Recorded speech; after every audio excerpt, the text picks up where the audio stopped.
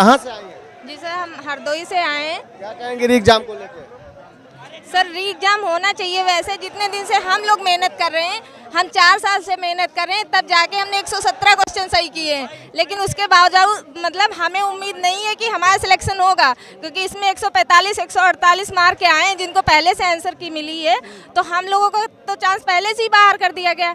और अगर सरकार को मतलब सीटें बेचनी ही है तो पहले से बता दें कि हम सीटें बेचेंगे, तो मतलब हम लोग उस अकॉर्डिंग अगर पैसे होंगे तो हम खरीदेंगे, अगर नहीं है तो भैया हम लोग बाहर हो जाएंगे। अब नहीं, अगर सरकार को री एग्जाम नहीं करवाना है तो वो मतलब एक बार जांच तो करवा ले, एक बार देख तो ले कि क्या हो रहा है क्या नहीं हो रहा है। जब वो जांच ही नहीं करवाएगी, वो अपने आप में बता रही कि ये साजिश है, ये वो है, तो वो जांच करवा के कम से कम एक बार तसल्ली दे दे बच्चों को कि हम निष्पक्ष भर्ती करवाएंगे। एक बार री एग्जाम करवाए, सिक्योरिटी टाइट करवा के करवा। लोगों को क्या उम्मीद है, सरकार से क्या उम्मीद है? सरकार से उम्मीद यही है कि वो री एग्जाम करवाए। और क्या कर सकते हैं हम लोग तो सर कह सकते हैं, बस उसके बावजूद तो हम लोग नहीं कर सकते। लेकिन ये तो है नहीं कि कोई तानाशाही चल रही, तो मतलब बच्चों के अकॉर्डिंग जैसा बच्चों ने मेहनत की है उस अकॉर्डिंग कटाव लगाएं और इस अकॉर्डिंग री एग्जाम करवा के मतलब दोबारा वो करवाएं। हम मेरा तो यही वो है। बिल्कुल, ये बच्चियां हैं, कई जिले से आई हैं और दूर दूर से आई हैं। और मैं पूछता हूँ, ये जो है अगर जो सरकार नहीं मानती है तो क्या करेंगे आप लोग? सर हम लोग यहीं कहाँ जाएंगे? हाई कोर्ट तक जाए। हाई कोर्ट तक भी जाएंगे? और क्या, हम लोगों को इंसाफ मिलना चाहिए बस। और क्या क्या उम्मीद है?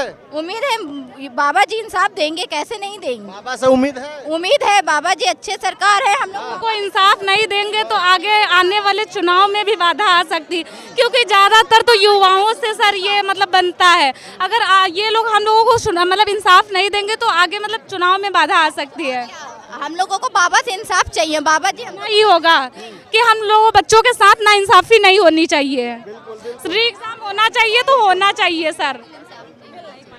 क्या नाम है आपका? दीपिका पांडे। कहाँ से आई हैं? सर बनारस से। ये बनारस से आई हैं, आप काशी से आई हैं। वहाँ तो वो मोदी जी का क्षेत्र है, प्रधानमंत्री का। अच्छी बात है। अच्छी बात है। क्या कहेंगे सरकार को? सरकार को सब कुछ दिख ही रहा है, कुछ कहने को लिए बचा ही नहीं। लीक हो रहा है, उसको लेके पेपर लीक हो जा रहा है और सारी परीक्षाओं का पेपर लीक हो रहा है, तो इसमें किसकी गलती मानी जाएगी? इसमें गलती से ज़्यादा चूक मानी जाएगी, क्योंकि सरकार या भर्ती बोर्ड नहीं चाहता है कि पेपर लीक हो। लेकिन वो जिस कंपनी के हड़बड़ाहट में 40 दिन में अगर आप पेपर कराना चाहेंगे तो वो इम्पॉसिबल है। आखिर एसएससी 1 साल पहले से कैलेंडर जारी कर देता है, लेकिन उसका एक एग्ज़ाम नहीं लीक होता। साल भर में वो 10 से 12 पेपर कंडक्ट कराता है।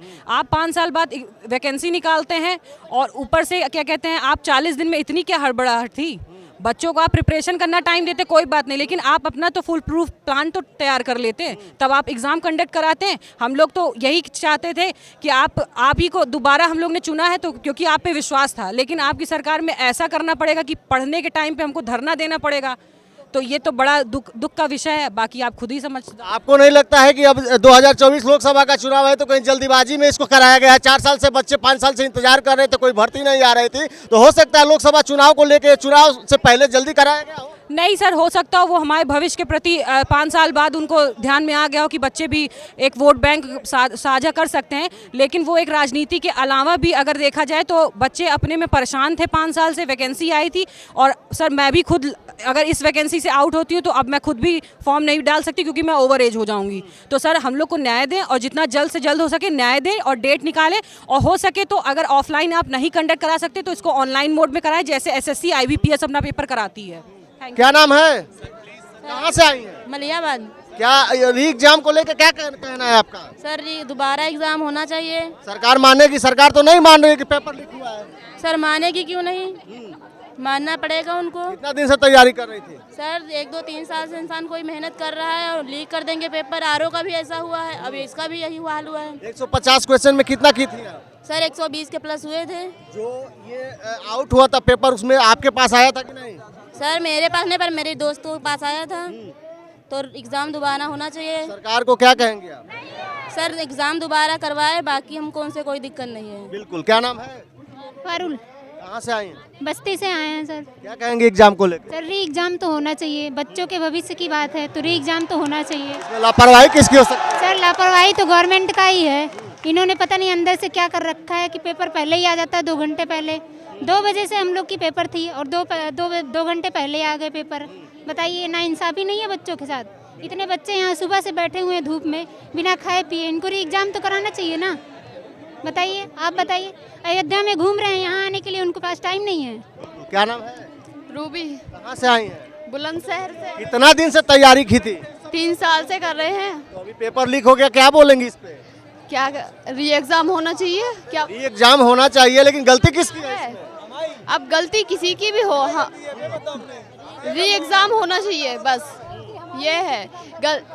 हाँ, गलती सब हमारी है, हमारी गलती है। हम हर चीज़ के लिए अब भीख सी मांगने लगे हैं। हम अपने हक के लिए लड़ रहे हैं, फिर भी री एग्ज़ाम होना चाहिए। लोगों का कहना है कि चुनावी फंडा है। चुनावी फंडा राजनीति लोगों के लिए होता है। हम राजनीतिज्ञ थोड़े हैं, हम स्टूडेंट हैं। हम कहाँ जाएं? री एग्ज़ाम होना चाहिए, बस सरकार को सुननी पड़ेगी, हमारी सुननी पड़ेगी। जब तक नहीं उठेंगे हम, जब तक ये सरकार।